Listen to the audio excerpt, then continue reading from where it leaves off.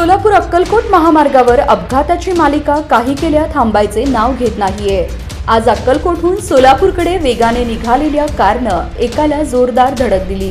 ही घटना जुना अक्कलकोट नाक्यावर घडली आहे। या अपघातात एक जण गंभीर जखमी झाला आहे। धक्कादायक बाब म्हणजे या भीषण अपघातानंतर अँब्युलन्स घटनास्थळी वेळेवर पोहोचली नाही। परिस्थिती गंभीर होत असताना स्थानिक नागरिकांनी स्वतःच्या जबाबदारीवर जखमीला रिक्षाद्वारे तातडीनं सिव्हिल हॉस्पिटलला पोहोचवलं।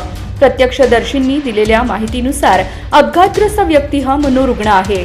अपघातानंतर या रस्त्यावरील वाहतूक काही वेळ विस्कळीत झाली होती।